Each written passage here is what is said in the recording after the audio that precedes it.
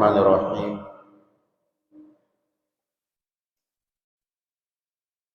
Alhamdulillah. Wa sallallahu ala sayyidil anbiya'i wal mursalin sayyidil awwalin wal akhirin wa ala alihi wa ashabihi wa sallama tasliman katsira, amma ba'd. Allahumma a'inna ala dzikrika wa syukrika wa husni ibadatik. Allahumma inna nas'aluka ilman nafi'an wa rizqan wasi'an wa 'amalan mutaqabbalan.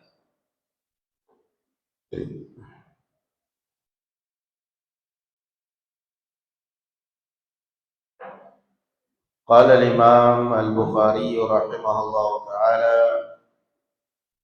fi sahihihi. Di dalam bab yang sebelumnya kita mengambil hadis la ya'tiyanna 'alan nasi zamanun la yubali al-mar'u ma akhadha minhum amin halal am min al-haram. Bahwa suatu saat, kata Rasulullah, akan datang suatu masa orang tidak akan peduli dari mana dia mendapatkan harta. Apakah dia mendapatkannya dari halal atau yang haram, dia sudah tidak akan peduli lagi, yang penting kepentingannya terpenuhi. Dan apa yang dinubuatkan oleh beliau sallallahu alaihi wasallam terjadi. Qala bab al-khuruj fi at-tijarah. Dan ini adalah mukjizat beliau sallallahu alaihi wa ala alihi wasallam. Bukan mengeluh, melainkan ini adalah kabar yang merupakan salah satu mukjizat dari beliau sallallahu alaihi wa ala alihi wasallam.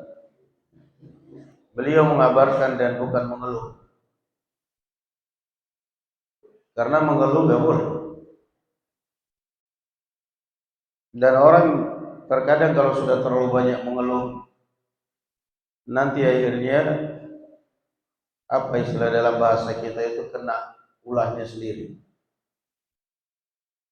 Kena ulahnya sendiri. Qala babul khuruj fi tijarah. Bab keluar dalam perdagangan, artinya untuk berdagang. Qala wa qaulullahi azza wa jalla fantashiru fil ardi wabtaghu min fadlillah. Dan menyebarlah kalian di muka bumi dan carilah rezeki Allah Subhanahu wa taala. Naam.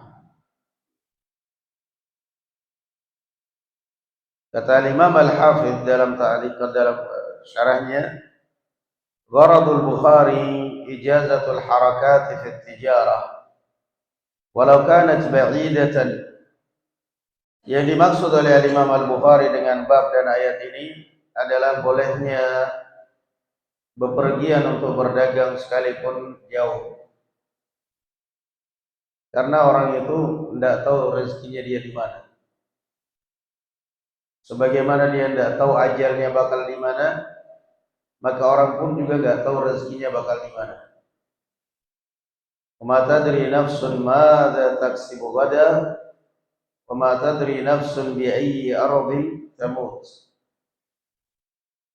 Nah, ada orang yang kadang rezekinya ternyata di luar negeri, dia baru mendapatkan kekayaannya di sana. Ada orang yang terkadang rezekinya di daerahnya sendiri, dan ada orang yang ternyata rezekinya di luar sekolahnya dia. Nah, dia sekolah jurusan ekonomi, ternyata rezekinya bukan di sekolahnya, bukan di ijazahnya, rezekinya lewat pertanian atau lewat apa saja. Karena rezeki barakallahu fikum adalah rahasia Allah Subhanahu wa taala. Qala haddatsani Muhammad bin Sallam qala akhbarana Muhammad Makhlad ibn Yazid qala akhbarana Ibn Jurayj qala akhbarani Atha' an Ubaid ibn Umair anna Aba Musa al-Ash'ari, bahwasanya Abu Musa al-Ash'ari radhiyallahu anhu arda, dan belakang kalian dua orang ini lagi bicara dagang, kalian tidur aja, gimana mau kaya kalian? Ngantuan kayak gitu. Cuci muka sana biar gak ngantuk.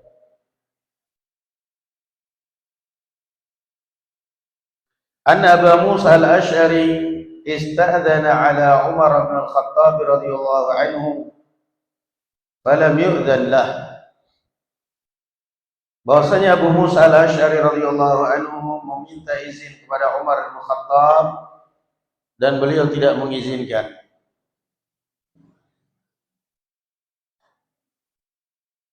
Wa ka'annahu kana mashghulan, dan sepertinya beliau sedang sibuk.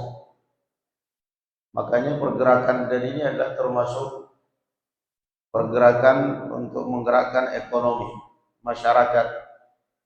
Berdagang, bertani, beternak. Itulah profesinya para nabi. Nabi kita Muhammad sallallahu alaihi wasallam beternak, berdagang. Dan itu berawal dari Adam, anaknya Adam alaihi salatu wassalam.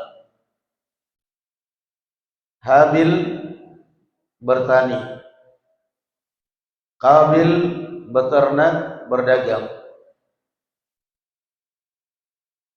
Belum ada PNS, belum ada pegawai. Itu yang ada profesi mereka. Dan mereka di zaman Rasulullah tidak pernah mereka menjadikan pegawai sebagai kekayaan, melainkan sebagai amanah. Sehingga mereka tetap fokus kepada salah satu dari tiga sumber ekonomi: beternak, berdagang, atau bertani.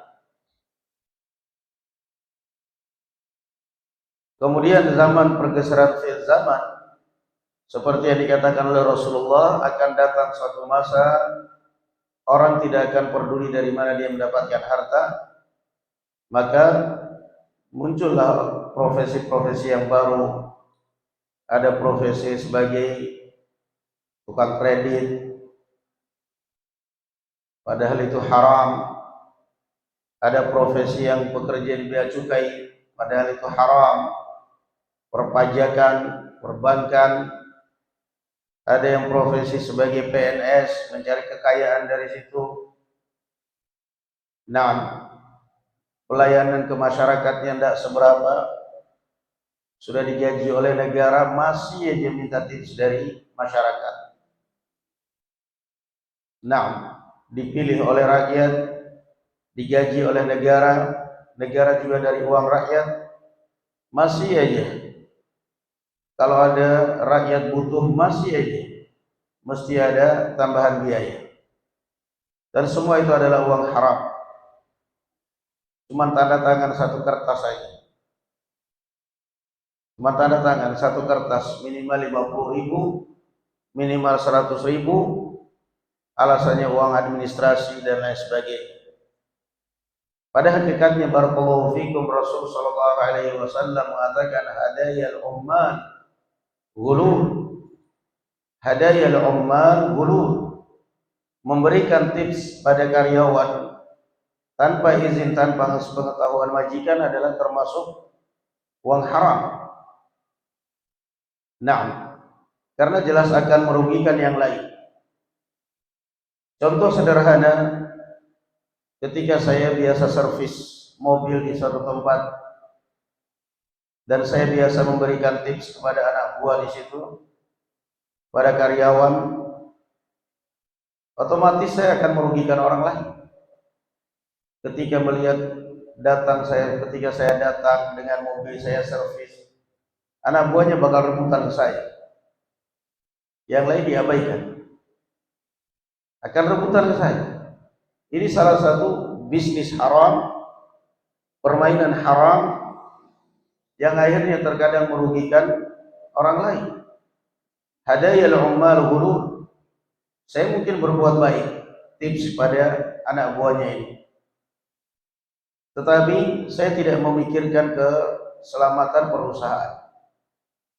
Ketika mobil-mobil yang lain sudah pada antri servis, antri giliran, begitu saya yang datang lihat mobil saya, lihat saya dengan berbagai alasan, ini daftar dari pagi barusan datang, jadi maklum didahulukan. Padahal sebenarnya bukan dahulukan karena saya daftar, bohong, melainkan karena tips yang saya berikan kepada anak buah lebih besar daripada yang lain. Yang lain mungkin memberikan tips 5.000, saya 15.000, 20.000 kepada mekaniknya, sehingga saya lebih diutamakan. Hadayal ummal qulub. Nah, akhirnya anak buahnya bukan lagi memikirkan bagaimana perusahaan jalan, bagaimana supaya orang senang dengan perusahaan itu. Sewaktu-waktu mobilnya error, trouble, kembali ke situ lagi karena lihat servisnya bagus, bukan lagi mikirnya.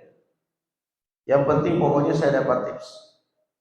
Yang sudah antri lama kapok saya mau servis di situ lagi. Sudah antrinya lama, saya nunggu lama, selalu yang datang belakangan masuk, saya dijadikan terakhir. Kenapa? Dia nggak pernah ngasih tips. Hadayal ummal ghulul. Jelas itu barakallahu fikum, Rasul sudah mengingatkan. Hadayal ummal ghulul. Kecuali kalau memang diizinkan misalnya sama bosnya, sama majikannya, dan tidak merugikan. Nah, qala faraja Abu Musa, maka Abu Musa pun kembali. Allah yahdik Abdullah, Allah yahdik. Kenapa kamu? Enggak ada tulangnya jadi manusia. Berapa hari sih kamu nggak makan? Ya pagi ngantuk mulu. Faraja Abu Musa, lalu Abu Musa pun kembali kepada Amirul Mukminin. Fafarada Umar faqal, alam asma' sauta Abdullah bin Qais. Lalu Umar kemudian berkata, sepertinya saya mendengar suara Abu Musa al-Asy'ari. Nah, qala idzanu la, izinkan dia masuk. Faqila qala faraja'a fada'ahu faqala kunna nu'maru bidzalik faqala ta'tini ala dzalika bil bayyinah fantalaqa ila majlis al-ansar fas'alahum faqalu la yashhadu laka ala hadha illa asgharuna Abu Sa'id al-Khudri fadhahaba بأبي سعيد الخدري فقال عمر أخفى علي هذا من أمر رسول الله صلى الله عليه وسلم الهان الصفق في الأسواق يعني الخروج إلى تجارة. Nah, cerita daripada hadis ini adalah Abu Musa al-Asy'ari radhiyallahu anhu Allah minta izin kepada Umar al-Khattab untuk merantau dalam rangka berdagang. Nah, perlu. Makanya anak-anak kita pun juga entah itu santriwati pun juga santriwati ya perlu.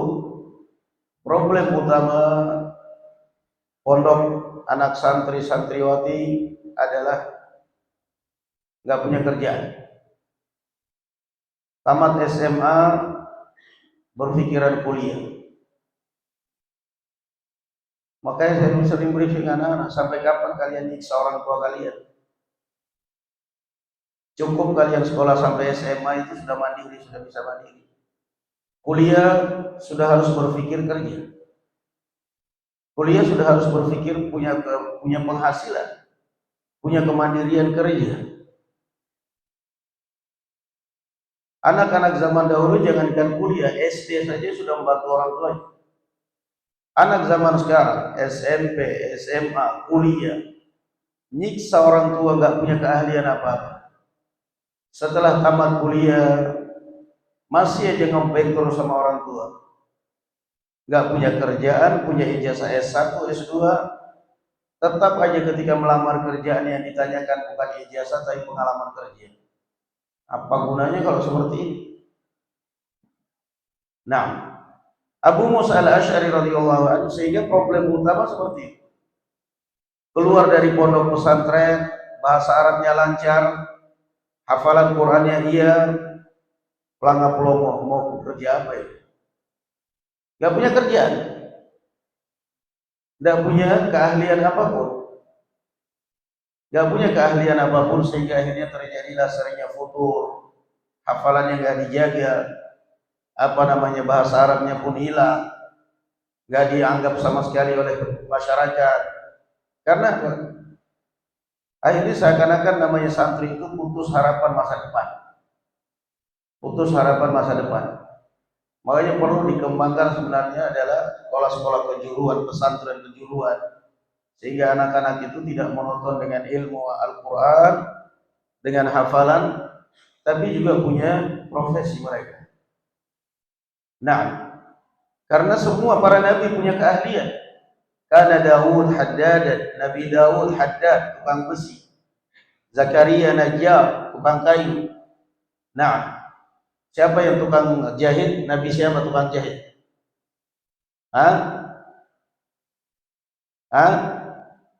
Ayub. Kemudian barakallahu fikum, Nabi kita Muhammad beternak, berdagang, dan para anbiya. Maka Abu Musa al-Asy'ari radhiyallahu anhu meminta izin kepada Amirul Mukminin, ya Amirul Mukminin, idzan li fil khuruj fi tijarah. Wahai Amirul Mukminin, izinkan saya keluar untuk berdagang. Amirul Mukminin Umar sedang sibuk dan dia tidak peduli dengan Abu Musa. Setelah Abu Musa al-Asy'ari radhiyallahu anhu pergi, maklum barangkali beliau lagi sibuk. Setelah Umar selesai dari hajatnya, kesibukannya, beliau bertanya, sepertinya tadi saya dengar suara Abu Musa. Subhanallah, ini sering terjadi. Kadang-kadang kita berbicara, kita telepon dengan orang, kita WA. Kadang-kadang kita lihat centang 2 biru, artinya WA kita sudah dibuka, sudah dibaca, tapi belum dibalas. Kadang-kadang kita sudah suudzon duluan, kita sudah marah duluan.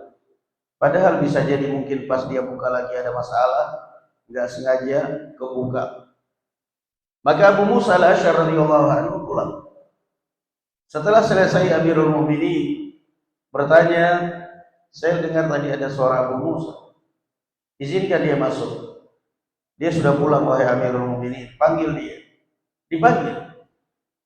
Ada apa kamu datang ke saya tadi? Saya dengar suara kamu. Saya ingin minta izin ya Amirul Mukminin. Saya ingin minta izin untuk keluar berdagang.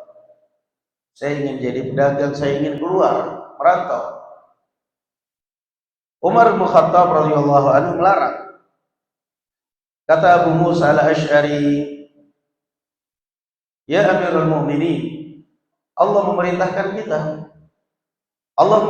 kita seperti ini. Nah, Allah memerintahkan kita. Kata Umar bin Khattab, mana itu perintah? Saksinya siapa? Kamu harus datangkan saksi siapa yang memerintahkan, apa perintahnya. Maka kemudian Abu Musa kembali kepada kaum Ansar, dan kemudian Ansar mengatakan, yang bisa bersaksi Abu Musa al-Asy'ari, Abu Sa'id al-Khudri, ini teman kita yang paling kecil. Maka diajak Abu Sa'id Al-Khudri, kemudian di hadapan Amirul Mukminin mereka bersaksi, ya Amirul Mukminin, Allah mengatakan fa idza qudiyatis salatu fantashiru fil ardh wabtaghu min fadlillah. Mereka mengatakan, ya Amirul Mukminin, Allah memerintahkan kita berdagang, kita berusaha bekerja. Nah, makanya jadi orang itu jangan tangannya itu mati. Karena ada orang yang tangannya benar-benar mati, dia bisa apa-apa tangannya. Laki-laki lagi padahal dia punya rumah tangga, maku aja gak bisa, maku di tembok aja gak bisa. Apalagi mau bilang berdagang, mau bilang beternak, mau bilang ini. Fil harakah barakah. Setiap ada pergerakan itu akan membawa keberkahan. Ya Amirul Mukminin, Allah memerintahkan itu. Mana perintahnya dalam Al-Quran? Fa'idha, Allah mengatakan fa'idha qudiyatus shalah. Kamu sholat Jumat, waktunya sholat. Selesai kamu menunaikan sholat, fantashiru fil ardh. Fantashiru fil ardh. Kamu menyebar di muka bumi. Mau kemana, mau apa, cari rezeki kalian. Wabtaghu min fadlillah. Jangan berpasrah. Cari kerjaan. Cari barakallahu fikum rezeki Allah Subhanahu wa taala. Maka Umar bin Khattab radhiyallahu anhu pun mengatakan, saya lupa ayat ini. Saya enggak ingat ayat ini dari dulu. Baru kali itulah manusia saling mengingatkan. Dan ini barakallahu fikum kadang-kadang juga orang tua kadang-kadang anaknya latihan berdagang, mungkin kadang di pondok pun juga dia berusaha latihan, orang tuanya gengsinya luar biasa. Kenapa anak saya disuruh begini, kenapa anak saya disuruh begini? Padahal itu sebenarnya anak yang bagus, kreatif. Dia ingin latihan, dia ingin melatih, dia ingin mandiri. Sampai akhirnya ada cerita seperti ibu-ibu ceritanya di kampung bangga. Alhamdulillah anak saya SPNS, alhamdulillah diterima. Senang, bangga. Ibu yang satunya, alhamdulillah anak saya sekarang nggak kerja. Nggak kerja kok bangga? Ya alhamdulillah yang kerja anak buahnya. Yang kerja anak buahnya, dia tinggal terima hasil. Ini yang ibu ini bangga, anaknya baru diterima PNS. Gaji juga baru enggak seberapa, baru diterima, dapat S1, S2, baru diterima. Yang ini tamat ini langsung berdagang, bikin warung, ramai, sehingga ketika si ibu ini bangga, alhamdulillah anak saya baru diterima jadi PNS, syukuran. Alhamdulillah anak saya sudah enggak kerja sekarang di sini. Yang kerja anak buahnya. Allah Azza wa Jalla memberikan rezeki, tidak akan pernah memandang ijazahmu, tidak akan pernah memandang profesi kamu. Belum tentu kaya dengan profesi kamu. Dokter belum tentu kaya dengan dokternya. Dokter itu kan hanya profesi. PNS, guru, pedagang itu kan hanya profesi. Tapi belum tentu Allah Azza wa Jalla memberi kekayaan dari profesimu itu. Nah, ada dokter yang kaya. Ini dokter kok kaya banget, rumahnya begini gitu. Padahal kalau dilihat pasiennya nggak begitu ramai. Praktek di rumah sakit juga kayak jarang ini dokter ini. Ternyata dia kaya raya dari bisnis. Dia punya link bisnis ke sana kemari. Karena dia punya bisnis, malas ngurusin dokternya akhirnya. Malas, datang sakit melulu. Ya jelas gak ada orang sehat datang ke dokter. Akhirnya dia lebih fokus kepada bisnisnya. Begitu datang pasien, sudah mulai kaku meriksa pasien. Belum tentu apa yang kita niatkan, belum tentu kita bisa mendapatkan kekayaan dari profesi kita ini. Karena rezeki adalah rahasia Allah. Manusia hanya berusaha. Maka itu yang semestinya dipikirkan oleh anak muda zaman sekarang. Ya, sekolah dari SMP, SMA, nol. Masak aja nggak bisa, itu perempuan zaman sekarang. Masak Indomie aja bisanya. Gayanya masih SMA kelas 1, kelas 2 sudah bicaranya mau nikah, nikah. Masak Indomie aja nggak bisa. Padahal yang namanya nikah itu modal utama adalah bisa ngurusin rumah tangga. Mau nikah, apa kebanggaan kamu mau nikah wahai perempuan? Bisa konten, aktif di, kamu bisa konten, bisa ini ya, siap-siap nikah 1 pekan cerai. Apa kelebihannya?